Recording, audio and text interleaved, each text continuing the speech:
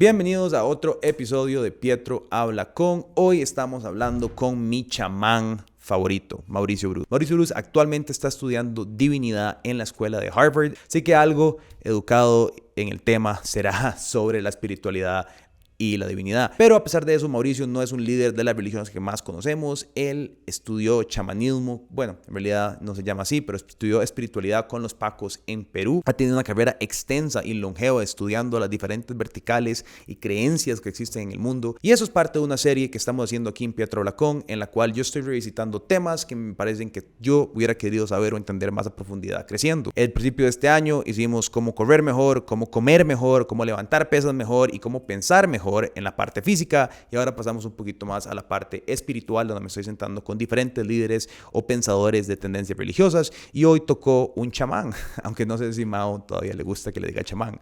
En fin, los invito a que vean este episodio y recuerden, por favor, que la única manera que este canal va a crecer es si ustedes se suscriben en YouTube, dejan un comentario, comparten este video, y encima de eso van a Spotify y o Apple Podcast y nos dan un rating. En la plataforma que nos estén viendo o escuchando, es súper importante que se suscriban y nos apoyen, por favor.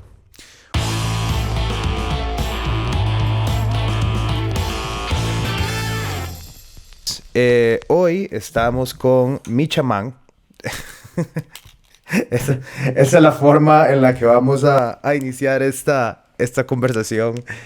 Don Mauricio Bruce, ahora estaba tratando de descifrar con vos cómo introducirte y decidí que eso puede ser la manera más apropiada, a pesar que ahora me dijiste que técnicamente cuando vos estuviste en Sudamérica con lo que uno llama chamanes, ellos mismos no se llaman chamanes. Pero antes de adelantarme, tal vez resumime un poco lo que me resumiste ahora anteriormente. Hola. Pietro, como te estaba contando, yo comencé mi camino estudiando literatura y cine, pensando que iba a ser guionista de cine. Creo que por ahí tenemos Me identifico, camino. yo también pensé exactamente lo mismo. Y después me desilusioné un poco con ese camino y tuve ahí media crisis. Empecé con una psicoanalista junguiana, como a tratar de entender por qué estaba tan abrumado, por qué sentía como que estaba desperdiciando la vida, etcétera, etcétera. Empecé a ir a cursos, a conferencias, a talleres, todo como de un ángulo espiritual, porque por ahí sentía, bueno, después te puedo contar, a los 18 a mí se me reventó el apéndice y tuve una crisis ahí como existencial también. Eh, eh, y terminé con la tribu Quero en Perú. Como te dije, no, la palabra chamán no existe en Sudamérica. Esa palabra es rusa y se llaman pacos. Lo que pasa es que si yo digo en Costa Rica, terminé con los pacos peruanos, la Sí, gente cree que fui a la fuerza de la policía o no, no sé. sí, no se entiende mucho de qué estás hablando. Entonces, bueno, optamos por decirles chamanes y es muy vacilón porque inclusive a los turistas gringos y así que llegan ahí, ellos se dicen chaman, chaman. Em, pero no es, digo, es como lograron identificarse en un mercado más occidental, pero no es el nombre que ellos han usado tradicionalmente. Viví con ellos, terminé haciendo como un programa, no un programa, no, me inicié en la tribu como un Paco, después de estar con mi mentor Francisco y el hijo de él, Ricardo, varios ratos. Después me fui para Sudamérica, a Chile, y me certifiqué como life coach en una organización que se llama Hacer Sentido. Podemos hablar de eso después. Y estuve en Costa Rica varios años. Ahorita estoy viviendo en Boston porque estoy terminando una maestría en divinidad en la Universidad de Harvard, que es como otra capa. Casi nada, mae, ese trayecto.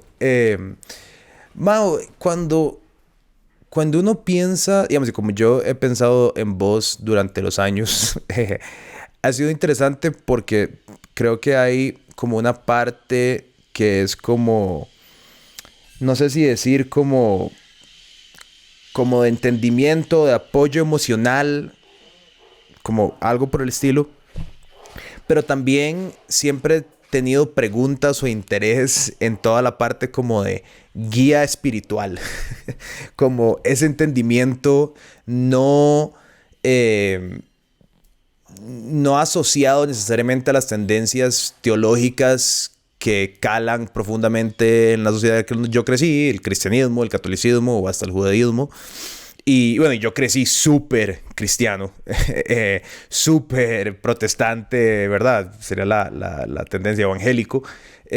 Y entonces, cuando yo pienso en, mae, la primera vara que me interesa como digerir o entender es, ¿en qué crees vos? O sea, cuando vos pensás en tu creencia, o sea, puede ser algo realmente complejo, me puedes decir, bueno, mae, prepárese, son 3 horas, pero ¿en qué crees vos?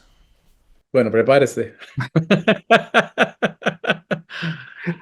Pietro, yo comenzaría diciendo como que lo que yo creo está en constante, eh, lo reto constantemente para tratar de ir entendiendo qué estoy creyendo y ha cambiado en el tiempo. O sea, a mí me crearon católico, mm, no diría que muy católico, porque no éramos una familia que iba a misa todos los domingos o que era así súper estricta. Em, Ahora, hace un par de años, se murió un familiar de mi pareja y yo nunca había rezado un novenario. Claro. Sí, mira, no. Era católico, pero hice la primera comunión, no estoy confirmado. Yo creo que ese es el camino de muchísimos católicos que conozco, si no a la mayoría. Em, pero ahora que he estado aquí en la Escuela de Divinidad estudiando o recordando o escribiendo un poco sobre mi teología, digamos, de la infancia, de la Virgen María, los ángeles, todas esas figuras, aunque tal vez yo no era católico así estricto, forman parte del imaginario de esa época. Claro. Eh, de, Ahora yo me estaba acordando que jovencito yo le rezaba a la Virgen María para, por favor, que se apareciera para que me confirmara que era real, porque estaba creyendo. Por favor, Es como, mae, alguna forma de evidencia. Gracias. te estoy dando este chance. Sí, sí. Como yo no le digo a nadie, tranquila. Y nunca. Sí, no, no, no, no pasó. Pero sí he tenido experiencias que no te las puedo clasificar como católicas, pero que sí me han abierto y me han conectado con algo que yo llamo espiritualidad. No es algo que yo trato de convertir o de imponer en nadie, porque creo que la espiritualidad es un camino absolutamente individual.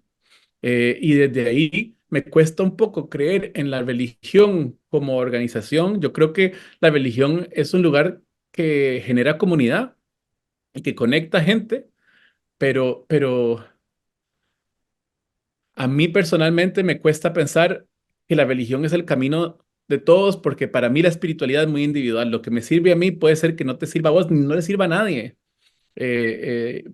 Pero creo que en ese camino individual nos podemos ir ayudando, acompañando, empujando, sin decir, pero lo estás haciendo mal, tenés que hacerlo como yo. Mm, Y es a donde entra un poco la religión, que la religión dice, no, es así, si usted no lo hace así, está mal. Eso me cuesta, dadas las experiencias que he tenido. Y te hablo como, bueno, ahora te hablé, a los 18 se me reventó el apéndice, terminé muriéndome en el hospital, estuve ahí como 2 meses, bastante grave. Tuve varias experiencias en ese hospital que yo llamo ahora experiencias cercanas a la muerte, pero de ver cosas, de escuchar cosas, de sentir cosas que la gente diría son espirituales. Yo mm. diría son espirituales. Ahora, el año pasado, en julio, tuve otro infarto intestinal y estuve en el hospital otra vez, como 2 meses, a punto en la puerta, tocando la puerta, pero nadie me abrió. Donde tuve otra serie como de momentos y muy espirituales, pero que son muy individuales. Yo te los puedo compartir porque no hay nada ahí que sea privado, pero no con la idea y ahora usted tiene que creer en esto o seguir esto porque así lo viví yo. Claro. Creo que la espiritualidad, a ver, entonces, en qué crees vos? Creo que la vida entera es un proceso espiritual para mí, y lo separo de lo religioso. No estoy hablando de Jesús, ni de María, ni de Dios, sino que el desarrollo mío y de mi conciencia, de yo entender quién soy y cómo percibo el mundo y la vida, cómo entiendo mi entorno, para mí es un proceso espiritual porque es un proceso de entender quién es esta conciencia en el entender quién es este de verdad, cómo piensa, cómo percibe, cómo recibe. Ese proceso de volverme un individuo es muy espiritual. Mm, Es un proceso de reconocer la fuerza que soy yo en la vida. Y eso para mí hace que todo lo que yo soy se vuelva bastante sagrado y bastante especial. Y a la misma vez todo lo que todo mundo es. No, no quiero separarme o decir yo tengo una verdad que alguien más no tiene jamás. Pero creo en em, la conciencia como una conexión a algo más grande que mí y por lo tanto como casi como si fuera la puerta a lo que llamamos lo divino, pero lo llamamos lo divino porque de alguna manera lo separamos de nosotros, pero que somos nosotros.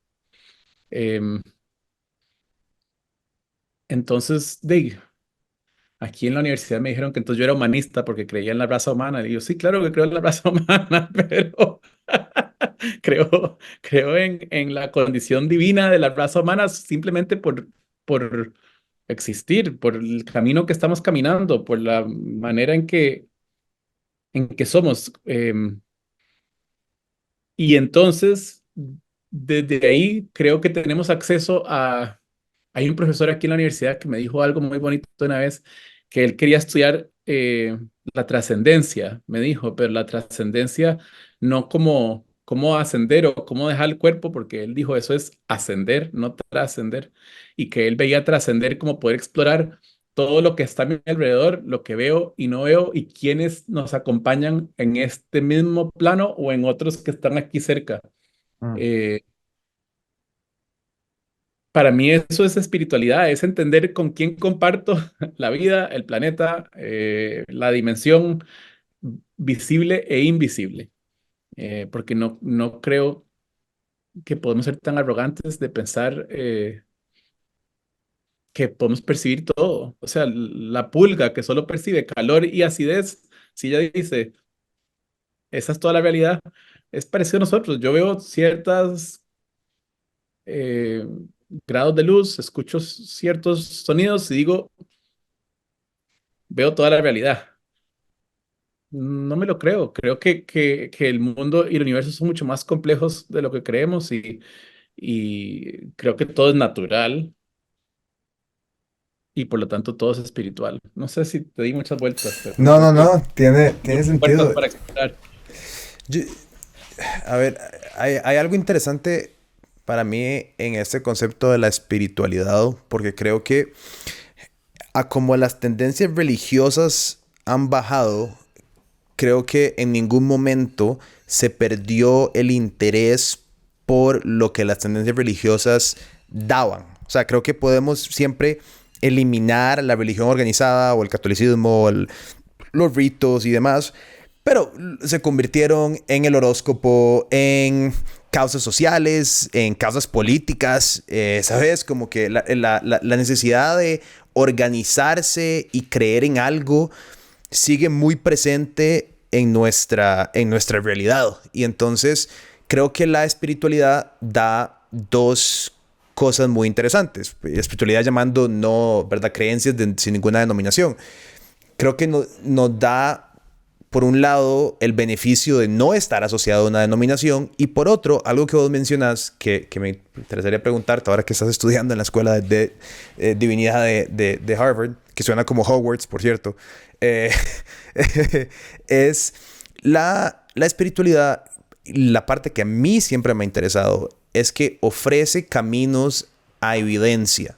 y aquí donde lo que mencionaste de la Virgen María me parece interesante porque es algo que yo siempre le pedí a Jesús, pues yo no tenía vírgenes siendo evangélico, ¿verdad? Era como, mae, hablemos, o sea, como porfa, ¿verdad? Como cupo, necesito algo de evidencia. Y cuando aparecen esos caminos, a ver, y está súper recontra mega negada la evidencia en la fe cristiana. En el momento que entras, ¿verdad? Estamos hablando de brujería, de divinidad, ¿verdad? Y además romper el pacto sagrado de la fe, que en el segundo que tenés evidencia, pues tu fe, ¿para qué la fe si ya puedes ver algo? Sin embargo, eh, yo sí la necesito un toque. Entonces, me interesa saber cómo has visto vos ese camino o ese entendimiento de, de encontrarte con evidencias en otros ritos o en otras prácticas, ¿verdad? Me acuerdo que una vez hablábamos de poder mapear otro lugar a donde uno puede llegar, ¿verdad? Y como ciertas cosas que yo digo, eso es sumamente interesante. ¿Y por qué crees? Y puedo agregar otra hora ahí, me lo puedes empezar por partes. Existen, y ahora que lo estás estudiando, estos caminos a la evidencia dentro de las religiones establecidas que simplemente no comparten. O sea, hay algo más en textos o en estudios, o habrá algún monje católico en algún monte que tiene alguna vara que da caminos a la evidencia, porque yo siento que eso es lo que a veces atrae mucho a la gente, ¿no? La gente quiere un poquito más que solamente... Mae, vea, créame, bro, Dios es este mae. Una vez más, yo sé, estoy cansando en este episodio, pero si no lo han hecho, suscríbanse, déjenos un rating y suscríbanse en las plataformas de Spotify y Apple porque nos va a ayudar demasiado a crecer. Están en YouTube, porfa, vayan a Spotify o Apple. Si están en Apple, vayan a Spotify, YouTube, vayan a todas y nos dejen una suscripción y nos apoyan a crecer. Es la única manera que esto va a seguir creciendo.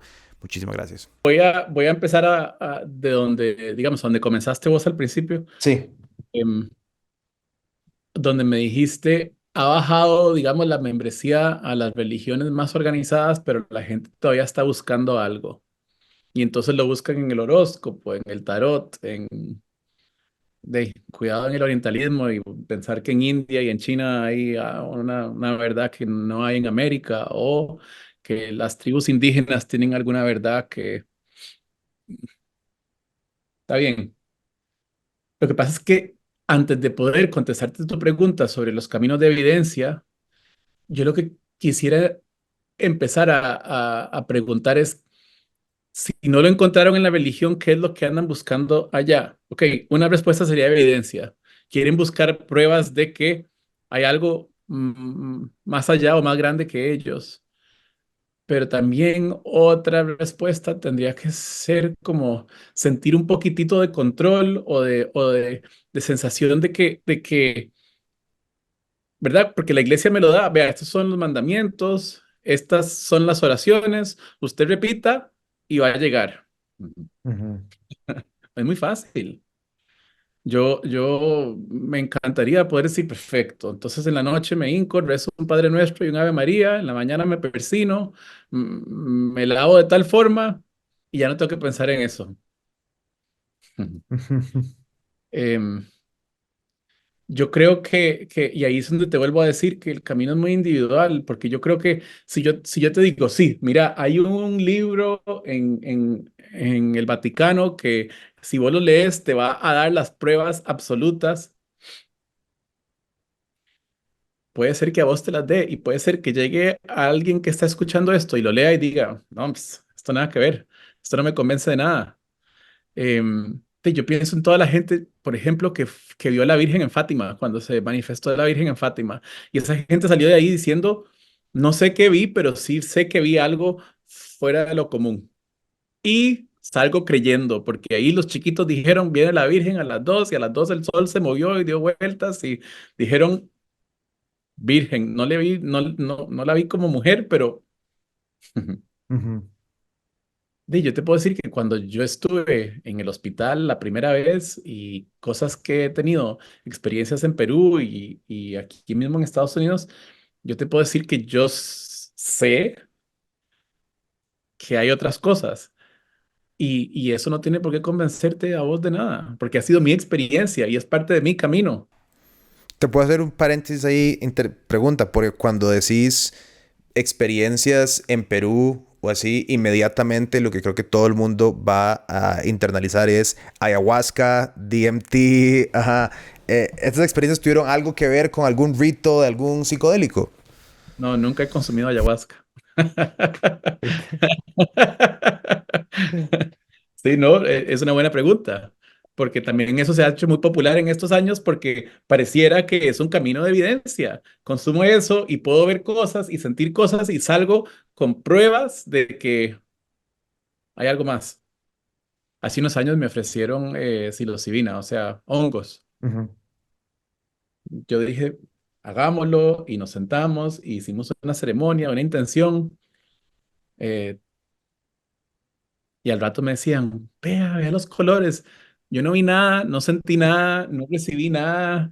Me decían así como con chicha, pero medite. Y yo, madre, llevo 3 horas meditando y no estoy percibiendo nada. Entonces, ahí el camino de evidencia a mí no me dio nada. Sí, claro. Cagada. Entonces, no, lo que he percibido, lo he percibido sin ningún enteógeno ni ninguna sustancia. Ha sido a punta al principio, cuando era más joven, me conectaba mucho por medio de sueños. Entonces yo pedía, necesito un sueño con respuestas para esto, necesito soñar esto, necesito... Y me llegaban muchas respuestas en sueños. Y ahora no sueño, o sea, sí sueño mucho, pero no busco tanto en sueños como antes. Em, Ahí en esa época, cuando era más jovencillo, tenía diarios donde marcaba todos los días el sueño y entonces y las coincidencias y lo que yo había visto, porque estaba desesperado, ¿sabes? Entonces yo pedí esto y vi esto y apareció esto y a las 11:11 y entonces y en la tele y... Claro. Entonces, ¿existe un camino de evidencia? Sí. ¿Cuál es? El suyo. Y no te puedo decir, es que tiene que hacer 108 prostraciones frente a la Virgen para que entonces... Claro. y si te lo dijera, alguien que escuche esto va a ir a hacer ese camino y va a decir, no me sirvió. Claro. Sé que complicado, ¿verdad? Es, sí, es extraño, ¿verdad? Porque inclusive yo creo que uno es capaz de dudar la evidencia que se le presente. Digamos, yo he tenido experiencias particulares, más que todo en sueños también, la mayoría en sueños, y es muy fácil cuando quiero creer que sí tenía un mensaje y cuando no quiero creer que fue una coincidencia, que fue una forma de interpretar algo que se pudo interpretar de otra manera, ¿verdad? Entonces es como, y digamos, yo tuve la experiencia de ser un niño súper evangélico que creció en ambientes donde hablaban lenguas y profetizaban y, o sea, lo más denso y pesado, el misticismo evangélico, que a mí me hace mucha gracia porque son los más antimisticismo, pero son los más místicos de todas las religiones, o sea, por lo menos de las tradicionales que practican. Creen en exorcismos y demonios y, ¿verdad? Eso no lo ve tanto en el catolicismo tradicional ni en el judaísmo. Y, y a pesar de eso, a los 14, 15 me volví un ateo pesado de Richard Dawkins, ¿verdad? De leer puro y duro ateísmo y escepticismo. Y entonces creo que y bueno, la primera vez que yo te conocí, yo era un carajillo rebelde y escéptico. Jue puta, mae. Dieron, sí, 15, 16, más o menos, por lo menos. Sí, fue hace como 10 años, más, como 12. Y, y con todo el escepticismo de este mae es un charlatán, este mae está... y no lo digo no porque seas vos, lo digo porque esa era mi actitud hacia cualquier persona que profetizara o hablara de caminos a algo más. Bueno, no, digo, que hablaba de temas espirituales. No vos, pero los otros sí profetizaban. Eh, No, tenés razón de distinción. Es una buena distinción, importante distinción. Eh, y entonces lo que encontré no fue una respuesta a lo que con tanta chicha estaba buscando, pero encontré otros caminos a entender la realidad en la que existimos, ¿verdad? Que eso me pareció muy interesante, porque al final del día, la preocupación mayor mía, y eso da una vuelta muy interesante alrededor, después con los años, era como esta preocupación existencial por Dios y la muerte. Todo el día. Era lo único que ocupaba mi cabeza día y noche. Era un pánico constante, porque si Dios existía, y me imagino que iba de la mano con, bueno, ¿qué pasa cuando uno se muere? Entonces, digamos, sobre ese mismo camino, me gustaría entender qué pensás vos de eso, qué pensás vos de Dios y la muerte. Te voy a contestar y primero te voy a devolver la pregunta. O sea, la muerte te lo entiendo. ¿Qué pasa cuando me muero? ¿Voy a algún lugar? ¿No voy a algún lugar? ¿Qué pensabas o cuál era tu preocupación de Dios? Hay, tenía muchas explicaciones que no tenían sentido para mí. Entonces no podía conciliar la idea con la explicación. O sea, digamos, me decían, ok, Dios creó todo y Dios hizo todas las cosas. Y me acuerdo, mi papá y yo te lo hablamos, una de las primeras preguntas, yo pequeño, o sea, estamos hablando de 4 o 5 años, estamos hablando de la Biblia, leyendo esos libros de Jesús como con fotos, y había una parte como el diablo. Y entonces yo le pregunté a mi papá, bueno, si Dios hizo todo, ¿por qué creó al diablo? Y entramos como en esta encrucijada teológica, yo como con 5 años, complicadísima de analizar y entender, ¿verdad? Y entonces, pues la respuesta, no me acuerdo en este momento que me dijo mi tata seguro me dijo, como, mae, cállese, tiene 5 años. O sea, no, probablemente no, probablemente conociendo a mi tata sí me dio una explicación longeva y compleja.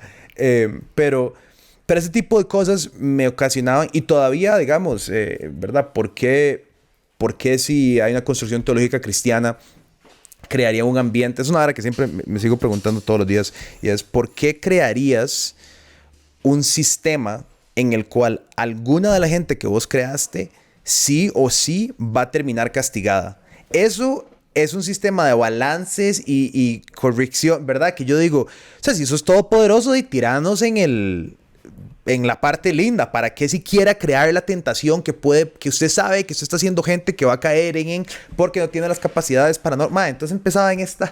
Entonces creo que eso era un poco. Sí, ese es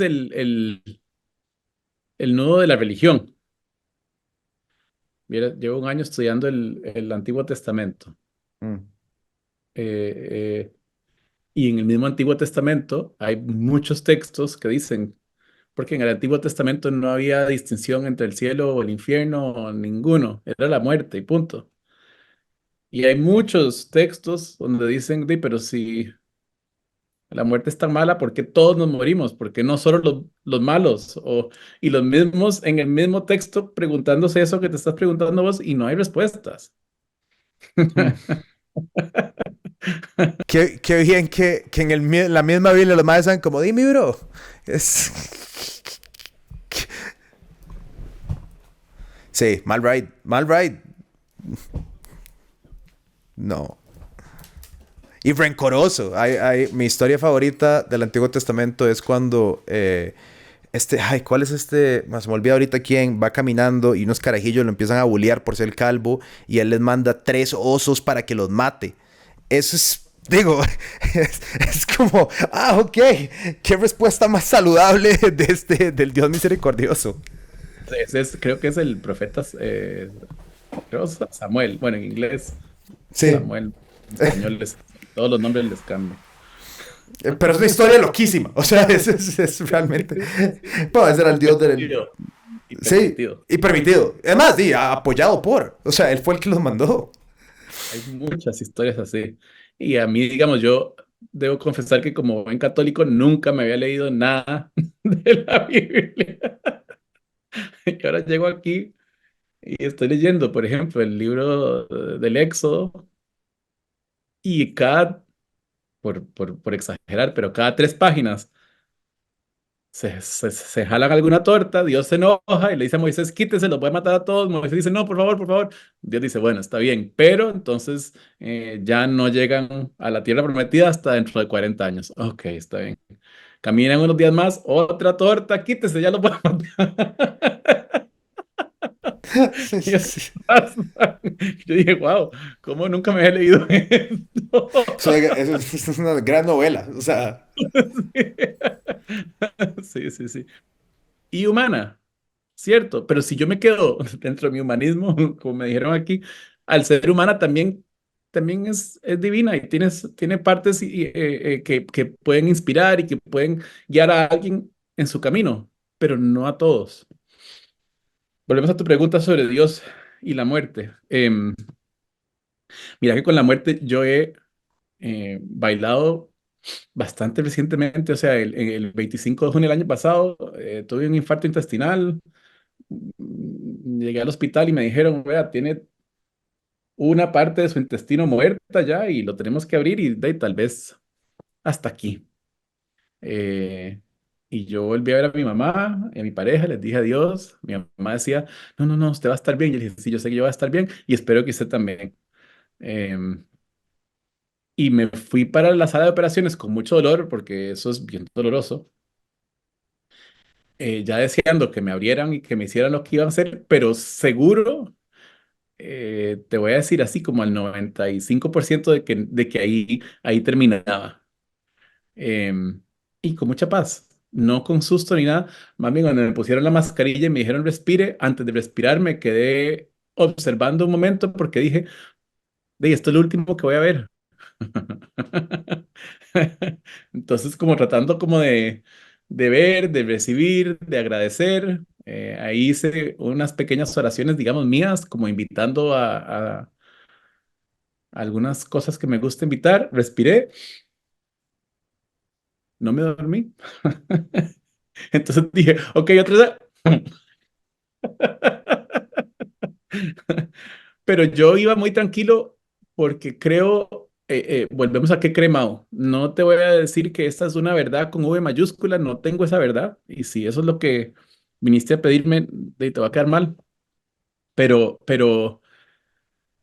para mí, la verdad es que la conciencia no tiene ni principio ni fin. O sea, si yo no me acuerdo, por ejemplo, despertarme. Digo, nacer, el momento en que despertó mi conciencia, dije, ah, ok, y ahora sí soy Mauricio. Ese día en que estaba dormido y me desperté, me va a costar, me cuesta mucho entender el día que me duermo y no me vuelvo a despertar.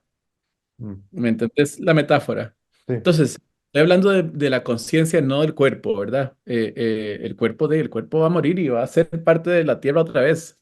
Em, pero yo creo que la conciencia, ahora aquí voy a separar un poquito porque podemos entonces empezar a hablar de algo como el alma, una parte como espíritu, de la que no tengo evidencia, excepto, no tengo evidencia, y la parte, digamos, de la conciencia o de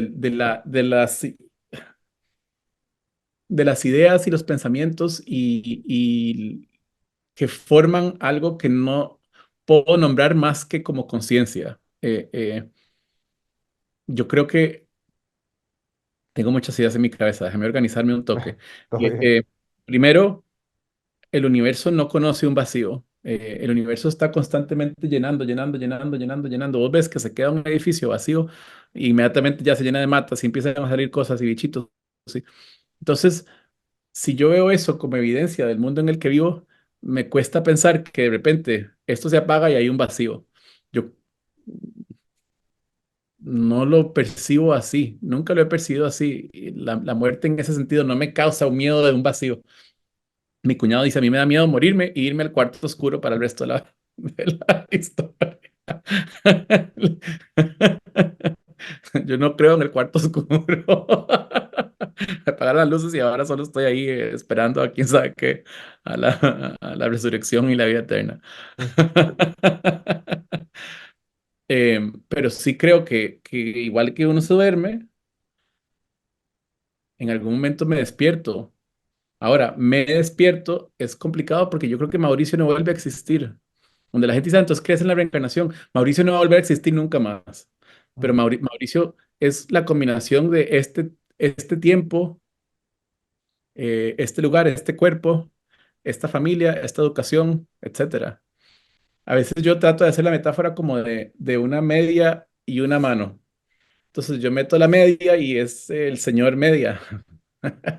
Y tiene unos ojitos ahí. Entiendo, sí. Qué bien, Mauricio, el señor media. Y llega un momento en que yo quito esa media y vuelve a ser una media que tiro en el cajón de la ropa sucia y esta es una mano y ninguna de esas es el señor media.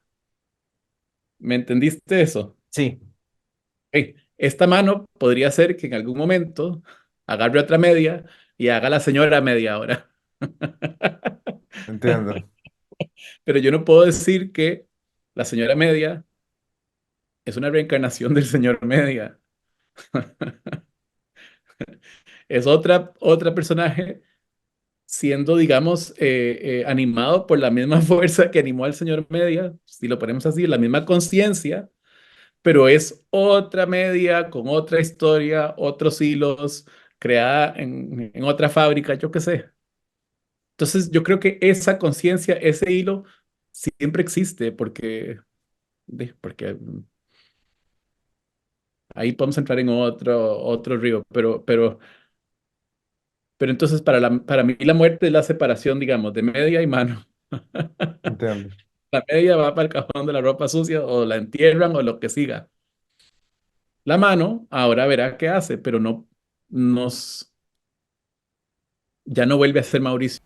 Pe- Pensá, cuando has tenido interacciones con o entendimiento de la mano, de manos, digamos con la misma metáfora, eh, post vida, en tu perspectiva, esa conciencia, llámale conciencia, sigue siendo la conciencia con la identidad con la cual se conoció en esto rango. Y bueno, pongo un ejemplo puntual y específico. Cuando mi mamá muere, para poner así ya súper densos, eh, es, ¿hay alguna idea de que esa conciencia de la persona que ella fue sigue siendo o es una fuerza más, ¿verdad? Eh, estoy- Que fue con los que viví en Perú, Pietro. Hay una cosa que a mí me gusta, que ellos llaman la separación de los cuerpos.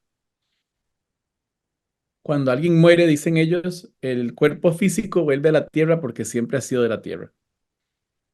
Ellos dicen la mano sigue su viaje por las estrellas, por decir. Y que lo que esos dos crearon juntos, que fue una serie de historias y de energía y y mitos alrededor de lo que se llamaba Mau, se mantiene como parte, porque como es una de las historias de este planeta, se mantiene en este planeta. Entonces, digamos, cuando yo cojo una caja y un fósforo y los froto, se hace una tercera cosa que es la llama de ese fuego y la pongo en la candela y ya no es ni fósforo ni caja. Ujú, Entonces, si yo puedo seguir con la metáfora de media y mano, cuando esa media y esa mano hacen algo juntos, producen una tercera cosa que se llama Mauricio, y que cuando ya la media vuelve a ser media y la mano sigue, los quero hablan de que esa llama, ese fuego que se llama Mauricio, se mantiene aquí alrededor nuestro. Ellos entienden que ya no es la energía, digamos, de animadora de la conciencia universal, digamos, pero sí entienden que tiene una densidad o un valor como algo que sucedió en este planeta. Y entonces ujú. ellos le rezan a los ancestros para pedirles consejos y etcétera. Y ellos dicen, eso se va y vive cerca del cielo. Y entonces por eso suben a las montañas a rezarlos, a llamarlos. Entonces, hablemos así.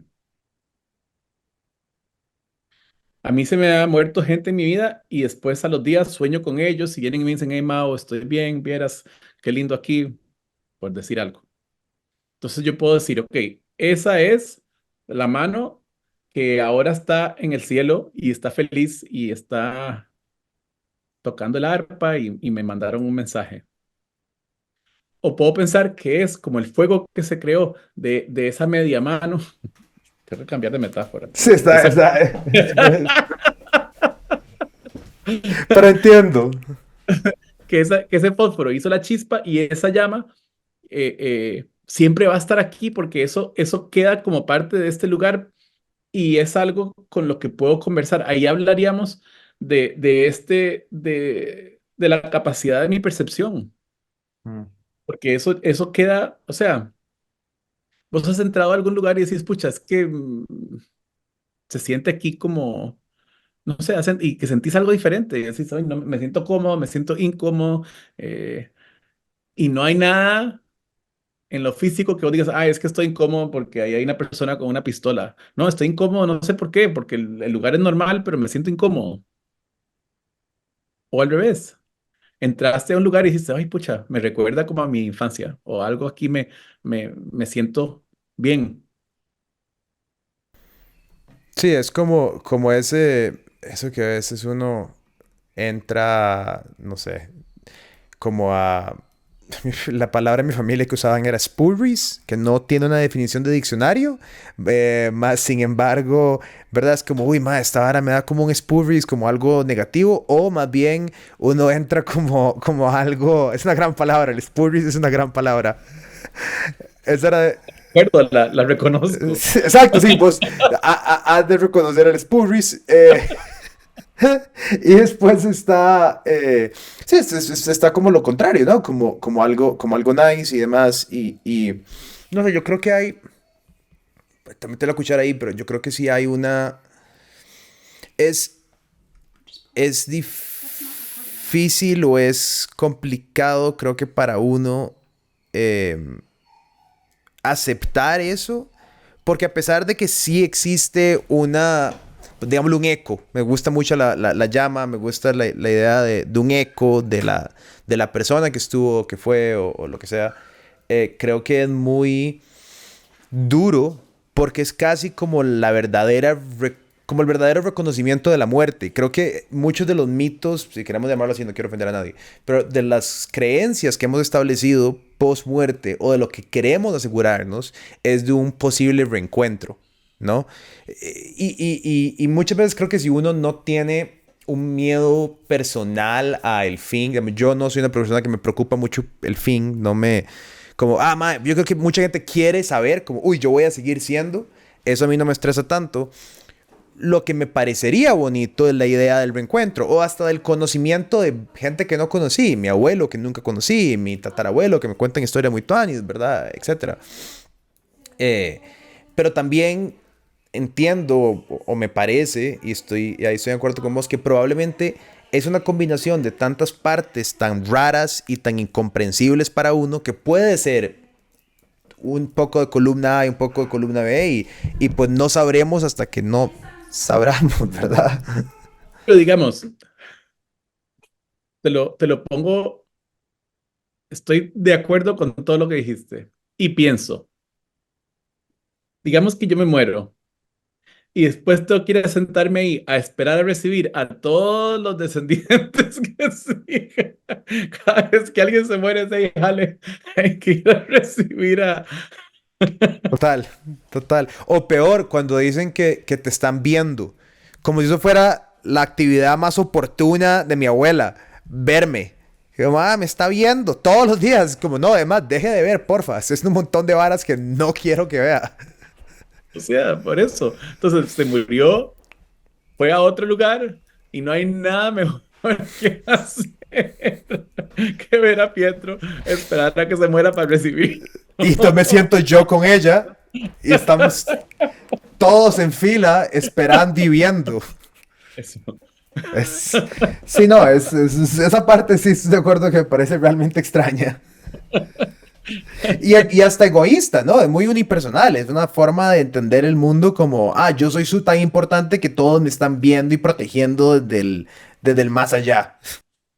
Ahora, hay una teoría em, si puedo así como irme a espacios más raros, más locos, que a mí esa teoría o esta teoría, no es teoría, como esta manera de ordenar o de organizar la realidad, de pensar sobre la realidad, me hace gracia como experimento o como ejercicio, que es, vos sabes que dicen como hay que estar presente, venga el presente. Eh, perdón. Si hay gente que le gusta estar presente, genial, ese puede ser el camino de alguien. Em, Pero hay una explicación que dice que solo existe el presente, o sea, que solo hay un tiempo, que el tiempo es solo este y que en este momento, por ejemplo, estoy muriéndome, estoy naciendo, estoy conociendo, estoy viajando. Todo lo que yo haga en mi vida sucede en este momento y lo único que se mueve dentro del momento es mi conciencia que tiene como una apertura pequeñita para ir percibiendo todo lo que está sucediendo en este momento. O sea, si solo existe este momento y en este momento está sucediendo todo, significaría que tengo acceso a mis antepasados para un lado y para el otro, porque todos están sucediendo en este momento. Y es solo mi conciencia que tiene acceso a algo más temporal. Entonces, ok, ahí sí hay algo más interesante con que jugar, digamos. Ahí Sí. nadie nunca se muere porque siempre están aquí. Es solo mi conciencia que para de percibirlos porque se mueve en una manera temporal, pero todo está acá. Entonces, si eso fuera cierto y yo puedo, mediante la meditación o el ayahuasca o el camino que sea, expandir un poquitito la percepción de mi conciencia, podría percibir a los que están aquí y siempre están aquí porque solo aquí hay. Ujú, claro, si no hay otro lugar a donde estar. No, no me estaban viendo, más bien donde los veo se asustan.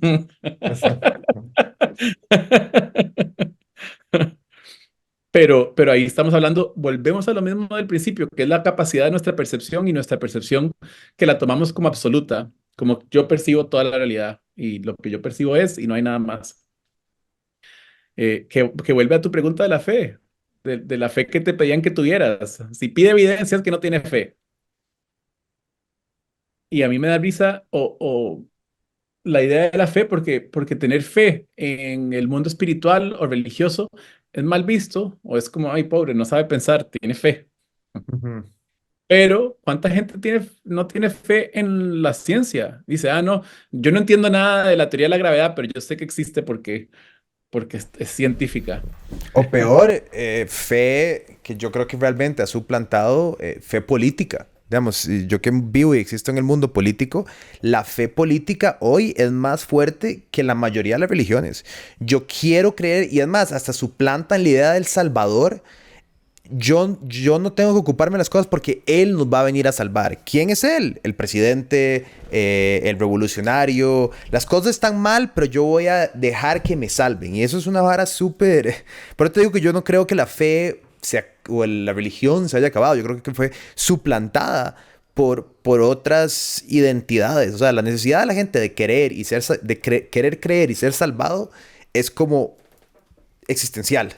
Ser salvado de sentir que alguien se va a encargar y que no estoy solo en el viaje, de tratar de encontrar, de darle significado a mi entorno para poder sentir que entiendo por qué suceden las cosas o cómo suceden las cosas. Todas esas son necesidades que si yo digo no puedo tener nada de ese control, de repente eh, podría dar miedo a existir. Cuando pensás en esta figura de Dios, porque hablamos un poco de la muerte, pero en Dios o creadores, o qué, ¿cómo lo identificás? ¿Cómo pensás? O sea, ¿cómo aparecimos todos acá?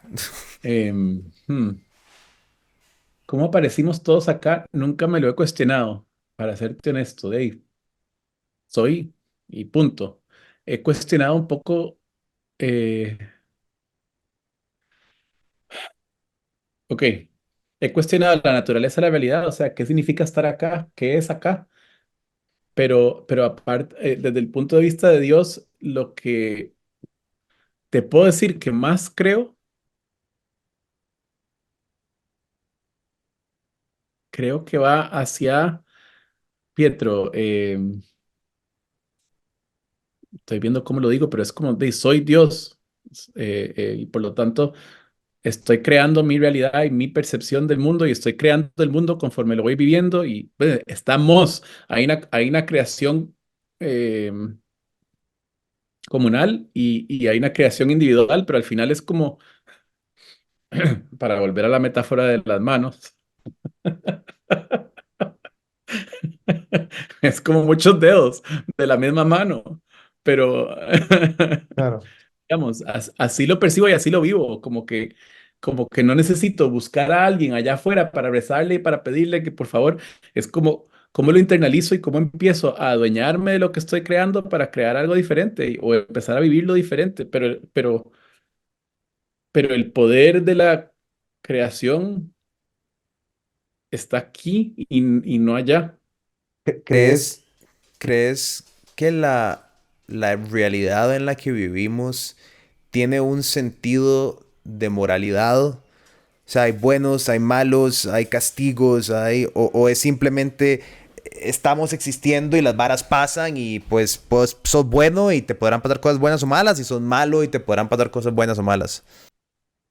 No creo o sea, si fuera una realidad que castiga y que tiene reglas muy específicas sobre esto es bien y esto es mal, lo veríamos mucho más evidente de cuánta gente sabes que ha hecho cosas entre comillas malas y ahí están bien y gente que ha hecho cosas bien, digamos, así, un ejemplo tal vez no tan moralista, pero uno que dice, ok, esa señora ha fumado toda la vida, tiene 95 años y ahí está perfecto. Ese señor nunca fumó, tiene 50 y se está muriendo de un cáncer de pulmón. Entonces yo digo, ok, es esa causa científica desprobada, pero también a nivel, digamos, espiritual, moral. eh, entonces, no es una realidad que tenga así consecuencias, no lo creo. ¿Y cómo haces vos entonces? O sea, obviamente lo entiendo bajo el parámetro que te conozco, pero lo pregunto porque es una pregunta más allá del espectro. Porque muchas veces la religión se utiliza para moralizar la realidad y decirte, bueno, Mao, entonces, cómo vos no haces varas malas, ¿verdad? Si tu realidad no tiene un sentido de castigo, de pecado, de bien y el mal, entonces, ¿por qué vos no vas alrededor del mundo estafando, mintiendo, robando y haciendo cosas que percibimos socialmente como el colectivo como malas? ¿Me estás preguntando por qué no lo hago o cómo explico eso? No, el qué te hace sentir, sí, o sea, qué te da a vos tu sentido de ética y moralidad si no tenés un sistema de divinidad al cual afiliarte a? O sea, hay una parte de eso que viene de mi educación y de mi familia. O sea, no me puedo desligar de lo que me enseñaron como niño en mi casa, la manera en que actuaba mi mamá, mi papá, etcétera. Conforme he ido creciendo y pensando y teniendo ya más ideas, digamos, independientes, yo lo que ya aquí te voy a hablar, digamos, de una creencia personal y no que yo pueda decir así es como todo el mundo tiene que vivir, porque ahí volvemos a lo mismo. Pero para mí es vivir mi camino tratando de no dañar a nadie más, no hacerle daño a nadie más y tratando como que mi camino tenga el mejor impacto en los que están alrededor mío. Pero esa es como una creencia personal que yo no te puedo decir así, Pietro, tenés que vivir y así lo estás haciendo, ¿verdad? Yo creo que así estamos como programados, familiar, escuela, religión, sociedad. Es que a Pero mí sí, para siempre... mí es, ¿por qué no estafa a nadie más? Dave, creo que no me he sentado a pensar, ¿por qué es que no estafo? ¿Por qué será? Pero creo que por Es, lo que te estoy diciendo. es que es interesante, ¿vos sabes? Porque cuando uno crece en un ambiente profundamente cristiano, por ejemplo, el ateísmo y la inmoralidad o la falta de creencia o la falta de religión se hace pasar como que es una la misma, como es que si vos no tenés a Dios, entonces, ¿verdad? Dios significando a Jiwa, demás. Entonces, pero a mí siempre me pareció lo contrario, y mi argumento siempre era el opuesto, es si vos necesitas que te digan que hacer esto es pecado para que vos no lo hagas, vos no sos una buena persona, sos una mala persona a la espera. O es más, sos una muy mala persona que va a ir a pedir perdón después de hacer la cosa terrible que hiciste que vos sabes que está mal. Para hacer en pausa. Exacto. Entonces, para mí como que esa parte de la vara siempre me es interesante preguntarte porque eso siempre sucede, ¿no? O sea, bueno, entonces sin religión, seríamos todos un montón de Sodoma y Gomorra, ¿no? O sea, estaríamos todos haciendo un despiche todos los días. Y yo siento como que... ¿Vos no crees que eso sucede? De todas ¿Cómo? formas. Sí, total, exacto. O sea, no Con me parece... religión, sin religión. O sea, yo creo que el ser humano en general es egoísta. Y creo que culturalmente ahorita estamos en un momento de individualismo absoluto donde es como cada quien tiene que ser su marca y tiene que mercadearse y tiene que venderse y tiene que... las redes sociales han creado un mundo donde todo es vendible. 100%. Eh, y es una cosa, digamos,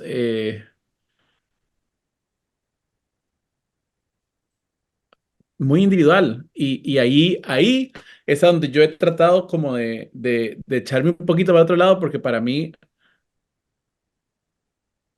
lo que hace la vida fácil es la comunidad, es poder crear algo donde uno tiene una red de apoyo de, digamos, yo no sé, ejemplos fáciles. Yo no sé nada de carros y poder tener a alguien en mi red que sabe de carros me hace la vida más fácil que yo tener que decir, no, yo voy a aprender todo para ser el mejor ser humano, entonces voy a hacer de esto y de carros ¿me entendés? Es un ejemplo tonto, pero si yo expando eso a, a,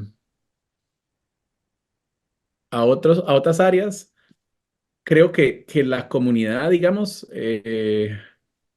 sea, creo que el mundo en el que estamos viviendo, que premia el individualismo, ya está llegando como el péndulo a un extremo donde se vuelve difícil. Es un mundo egoísta, cada quien viendo por lo suyo. No es el opuesto tampoco, pero creo que va a llegar un momento, viendo el clima en el que estamos viviendo, donde esto tiene que venirse un poquitito más para acá. O sea, yo te voy a decir, cuando yo me empezó a doler el estómago en junio, el 24 de junio, yo sabía qué raro, estoy con dolor de estómago.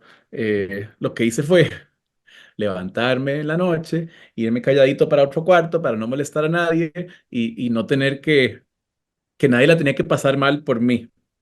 Mm, sí. Eso casi me mata. Cuando llegué en la mañana al hospital ya tenía pedazos del intestino muertos.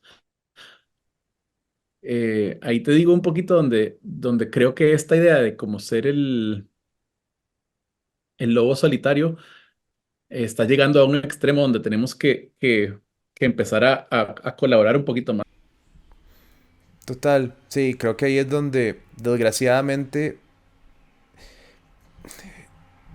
es un lugar a donde yo creo que la religión, como la conocíamos, sentaba las bases para la comunidad en la mayoría de los contextos sociales y que con eso de lado y perdido, que también creo que es una romantización, porque no sé si la religión establecida, puta, tal vez en alguna época, por lo menos de hace muchos años, la religión establecida era suplantar un domingo por ir a sentarse aburrido a escuchar algo sin ningún interés real en lo que estaba pasando.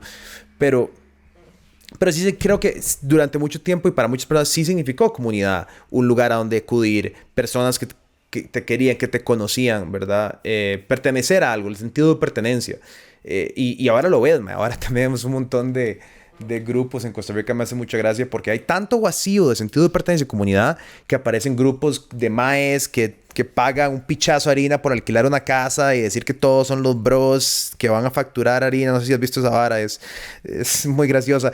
Pero, pero yo soy muy empático a la situación porque lo que veo es una necesidad súper profunda de tener pertenencia, de tener una comunidad, de no decir, ma, yo estoy solo, ahora trabajamos desde la casa, ¿verdad? Verteamos en trabajos que son la mayoría individuales, o por lo menos puedo hacer la mayoría de las tareas de manera individual.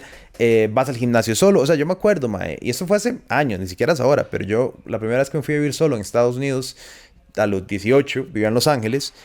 Mae, yo pasé un mes sin tener realmente que hablar con nadie. Yo iba a la U, no conocía a nadie en la U donde estaba, me devolvía, iba al gimnasio, no hablaba con nadie en el gimnasio, estaba en mi casa, y era, ¿verdad? Entonces creo que sí, o sea, tener razón, o sea, y creo que ahí ese sentido de el bien y el mal y por qué hago las cosas, por qué no soy corrupto, no soy, ¿verdad? Creo que venía mucho de, más si yo hago un daño a alguien en la comunidad es tan pequeña que se va a reflejar en mí. Creo que ahí viene esa programación biológica de qué es el bien, qué es el mal.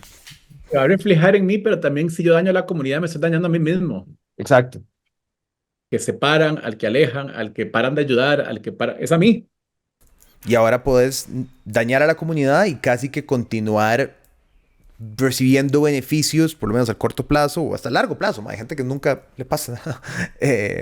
Pero sí, cuando, para volver un toque nada más y ya para ir cerrando, porque no te quiero robar mucho tiempo, cuando vos, si alguien te preguntara como, mae, ¿qué es tu tendencia o tu creencia? O sea, ¿cómo lo describirías? ¿Hay algún parámetro coloquial o común que uno pudiera entender en qué crees vos o no? Es una experiencia realmente individual, humanista. No sé si es lo que dicen los maes de No, Harvard. no, no, no, yo no me llamaría humanista. No, no, no tengo una palabra para decir, sí, yo soy X, Y, Z. Yo más bien me he alejado como de, me siento muy cómodo pudiendo decir, yo soy Mauricio y voy creando y creyendo en lo que voy creyendo sin tener que decir, cojo de aquí, cojo de aquí.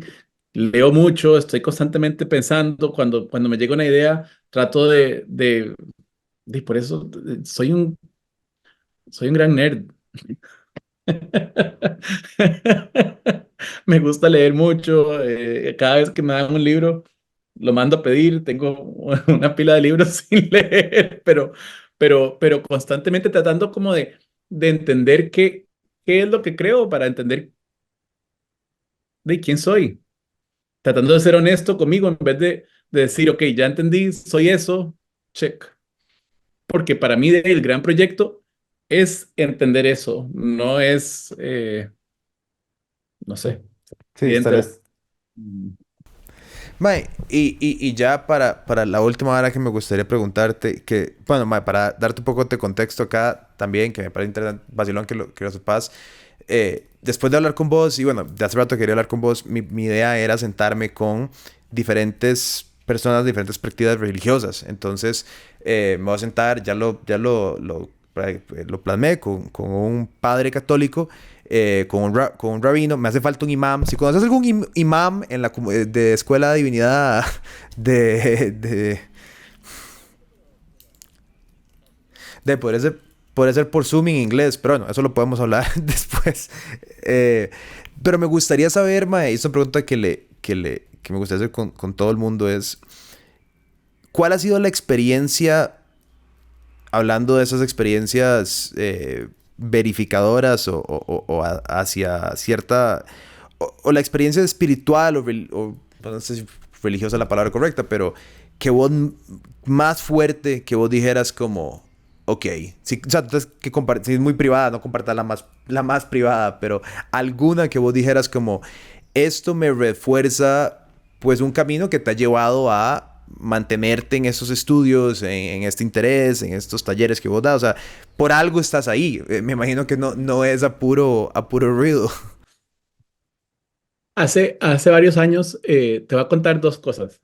Hace varios años bueno, yo me fui de Costa Rica a los 18 y viví en Estados Unidos como hasta los 28.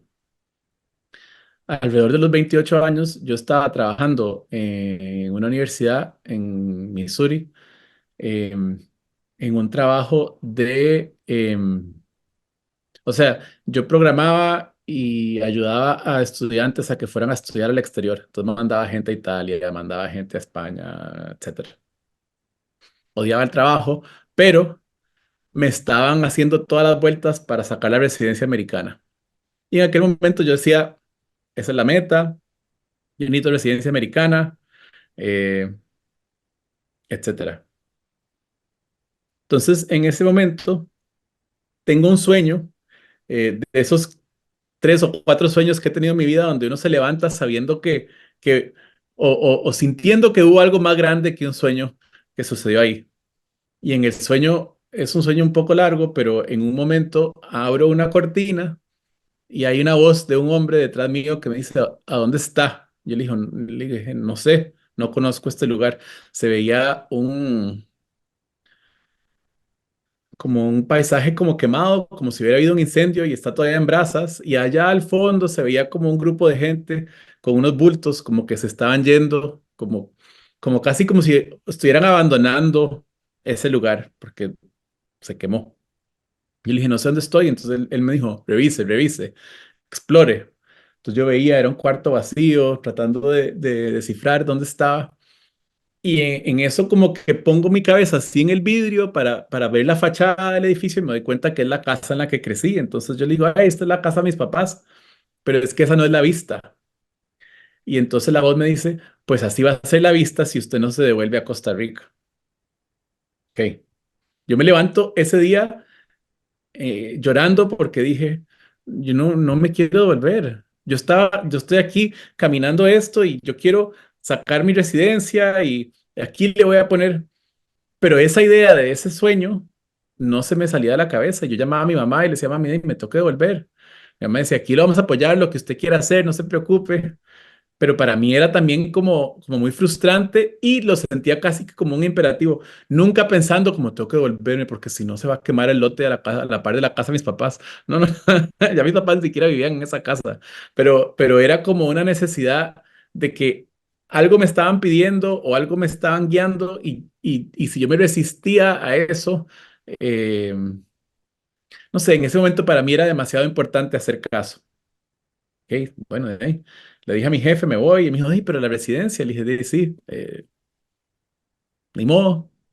Hablé con el abogado, firmamos papeles de que yo ya no pedía ya no estaba pidiendo residencia, me despedí de todo el mundo, empaqué mi apartamento y me fui para Costa Rica, que fue un proceso duro, pero también fue como entregarme a, bueno, de ahí, si esto es lo que tiene que ser, voy a confiar, voy a tener fe, voy a ver qué sale. Yo llegué a Costa Rica en agosto. Antes de eso, yo me fui de Missouri en abril y me fui a pasar unos meses a Perú y llegué a Costa Rica en agosto. Em,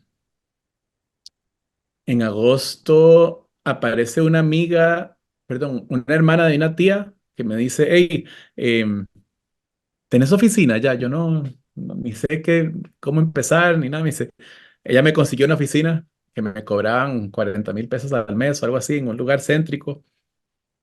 Eh, Y en septiembre me llega una carta del gobierno americano donde me dice, hey, felicidades, se ganó la lotería, aquí está su residencia.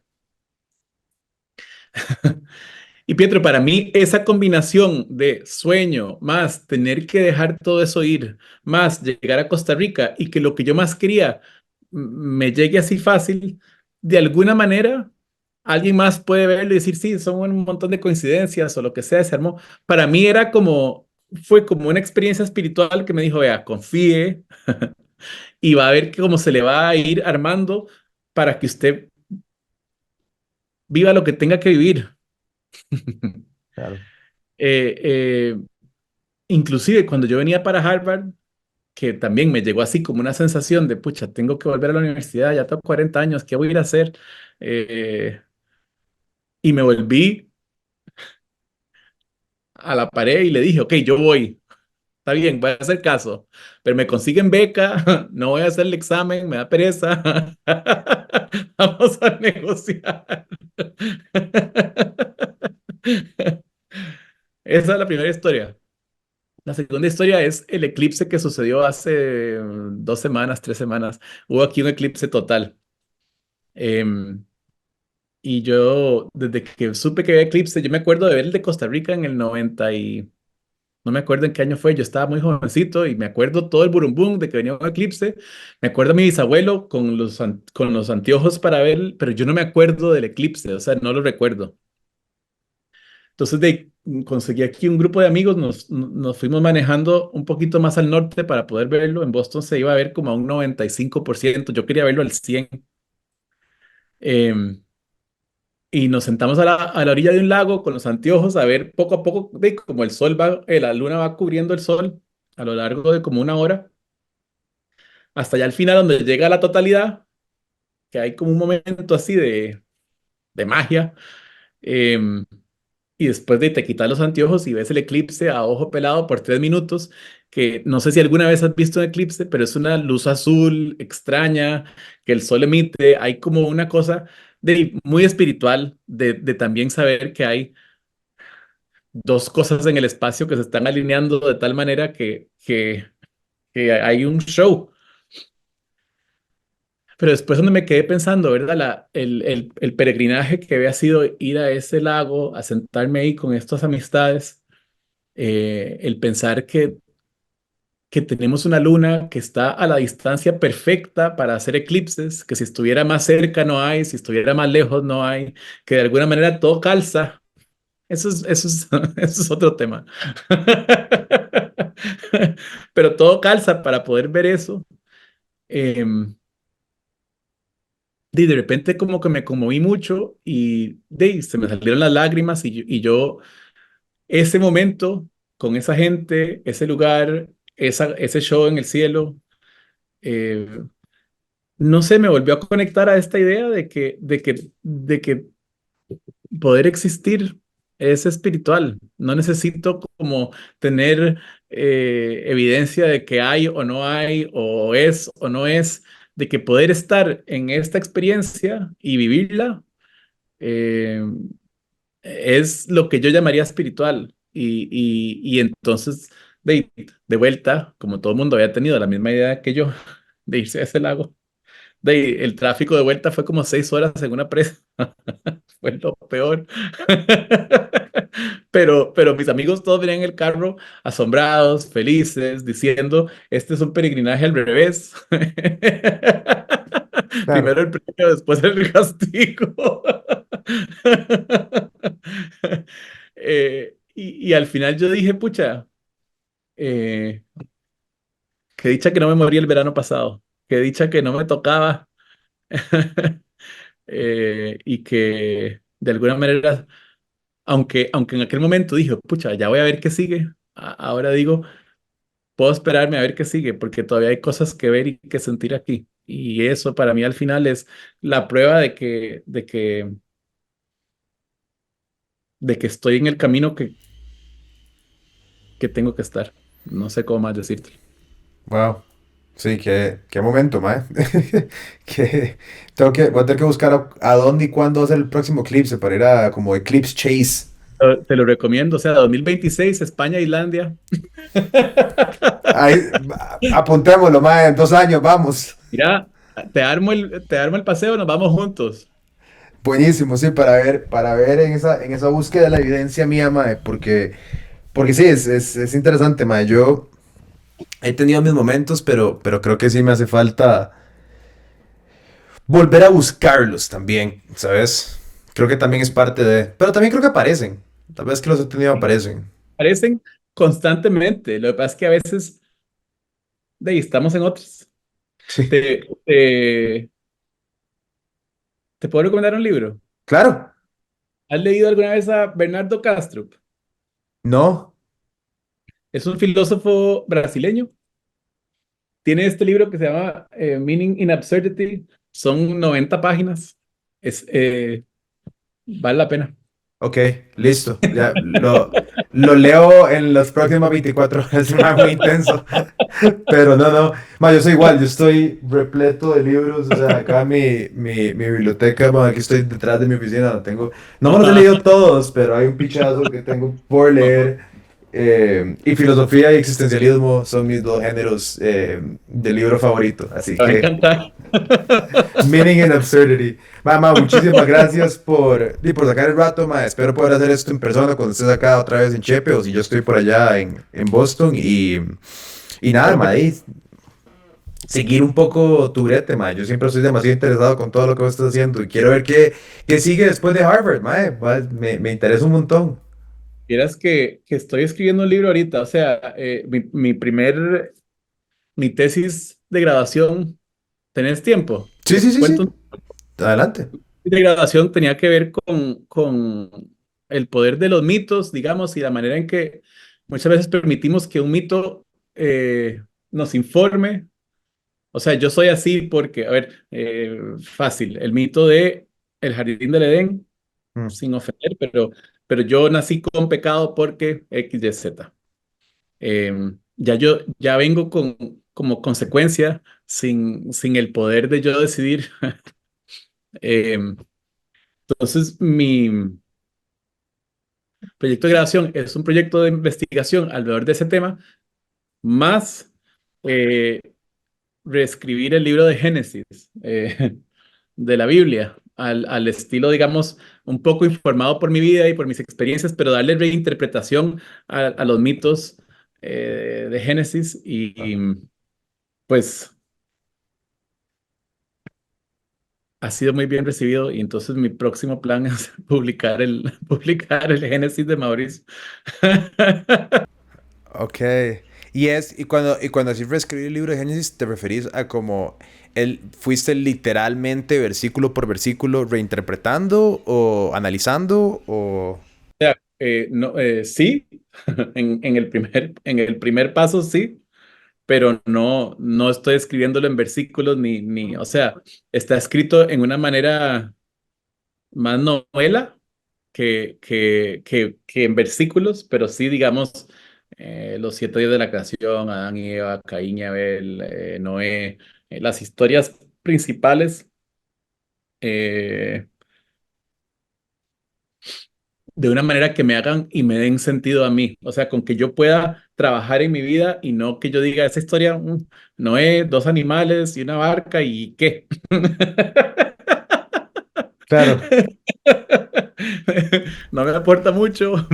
Mae, y pregunta así por puro interés de nerd de alguna vez de teología. Mae, y entras y lo estás tomando como de versión King James o estás entrando como en toda la parte del misticismo de Génesis, de que habían pueblos afuera del jardín del Edén y que ahí estaban los gigantes y, ¿verdad? Todo tu evangelismo plus.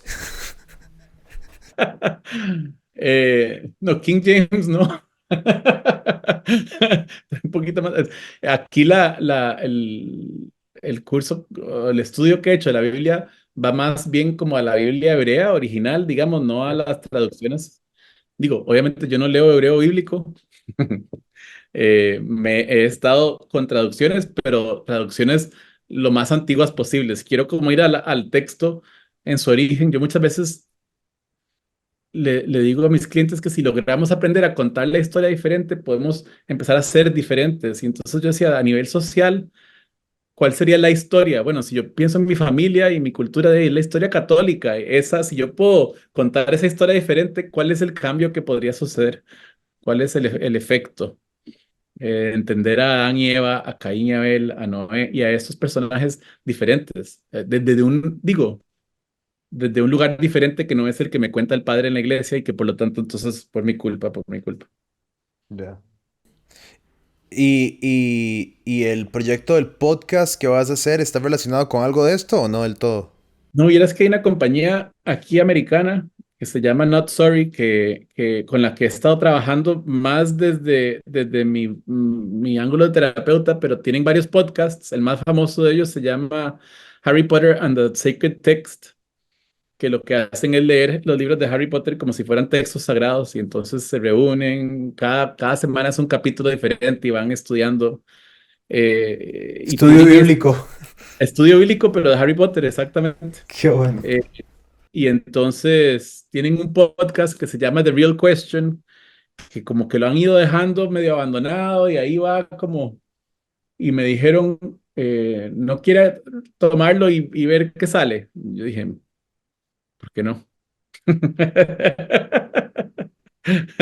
Entonces voy a empezar con el podcast, como lo tienen ellos en el formato que hacen ellos y poco a poco ir como, porque ahorita tienen, no sé si me dijeron 10,000 o 20,000 oyentes o no sé cuántos, tienen miles, pero no tienen los que tienen para Harry Potter, que son 400,000 oyentes o no sé cuánto. Ah, wow.